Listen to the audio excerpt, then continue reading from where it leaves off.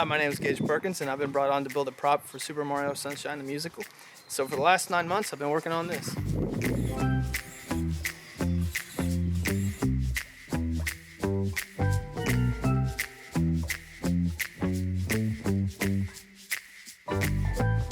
Good afternoon. My name is Blake Connor. I am the producer as well as multiple other roles for an upcoming fan film titled Super Mario Sunshine the Musical. Here with me is my dear friend Gage Perkins. We go way back. I approached him about 9 months ago about creating this prop because I knew that I didn't have the engineering know-how to do it. It was just a long road of theorizing and testing and failing and over and over. That's what, over and over. If we had to build it again, it'd be much quicker than 9 months. It's not like there's a how-to guide, or it's not like you can buy this or even any of the parts for it because it's so odd, it's so different. Like Quickly we realized we were going to need a lot of 3D printed parts. Well, we got our first print out of the way. Let's see it. Oh, there's actually a lot of, yeah, there is a lot of detail to that. hopefully this explanation is simple enough because it certainly was not simple for us to get there.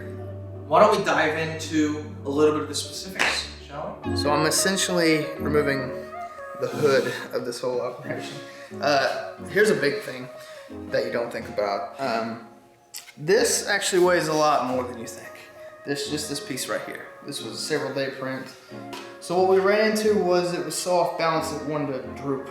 There was a lot of leverage out on the end wanting to fall down. So we had to put in 4 very thick pieces of metal to get it counterbalanced. You might notice it's 2 different colors, and that is because the print failed halfway through.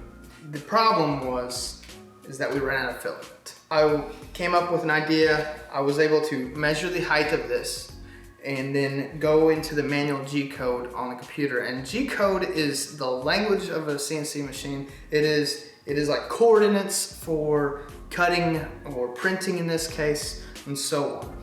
And I was able to find the height that it was at, that the current blue part was at, and then find that in the G code and restart the print from that line of G code, which saved it, fortunately, because like we said earlier, it's a 2-day print. All right, so this is what you're seeing right here is the movement of up and down.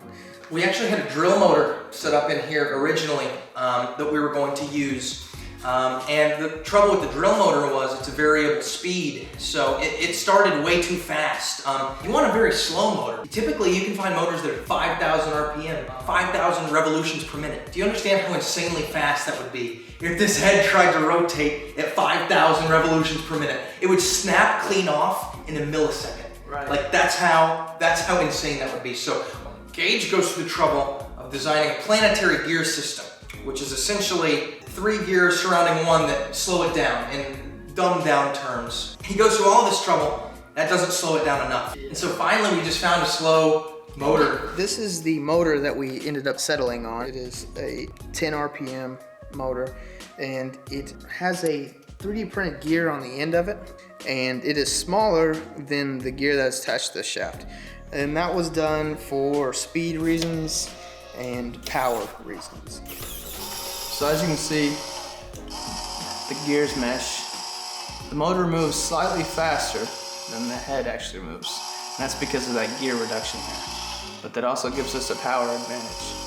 And what you'll also see is this mount is mounted to the top of what I'm calling bunny ears, and which is what holds the head in the center of this pipe down here. So as you can see, it's hollow, first of all. That's important. For our wires to run down from the head, it's also got holes in the side of it to allow a dowel to go through and connect to each side of the head to allow movement. Okay. This part is smaller to fit in this pipe, and this part has a gear to allow our other 3D printed gear and small motor to run alongside of it and drive it. And we will get back with you. So you see those gears down there removing the bunny ear part. So from there, after we have the movement under control, we had to create the rest of the body to put it together and be able to run the wires in a manner where you can't see them, but they also won't be in harm's way of any moving parts or anything like that. So the wires come down through here. Obviously they're up here. The motors are up here, so they have to be attached, come down. They connect to power. They also split off to the switches. Now these switches are double pole, double throw switches. Basically they allow for the polarities to be switched, making the motors go in different directions, giving you two ways of movement. Now we have 3 points of connection, basically is what our goal was from the get-go. This is one of the very few things that we had a vision for, and it worked out pretty well the way we thought it would. We took these straps, these nylon straps here, which were actually just like tie-down straps from the tractor supply store. This one needed to be right around the tank, and the problem was how to hold it without losing the water. So we ended up taking a industrial adhesive and gluing it to it. That way it can't slide up and down, because that was the main issue there. This comes together through your belt loop right in front, just like a belt would at your waist. Then you have 2 points of connection here, and that's where your shoulder straps meet up with it. Another thing I wanted to talk about was this tank and the lid for it. So this tank was something Blake found on Amazon. You know, probably it's some kind of standard goldfish tank. It's plastic. I essentially made a piece. So inside there, it's actually going around that lip to grab onto it for more support. And then these two halves come together and they're screwed together, and then a giant bolt holds this PVC piece here. I made a spout with threads and modeled it and then printed it, and it worked out rather well.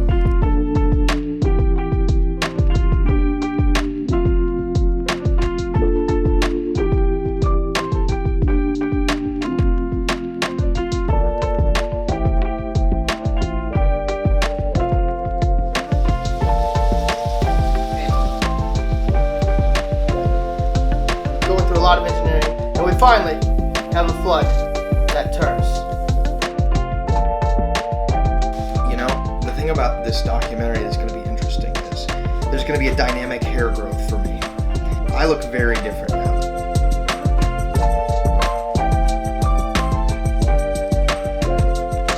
What are your closing thoughts? I think that everyone watching should subscribe and get a chance to see this thing working in action in an upcoming film. Oh, he bobs.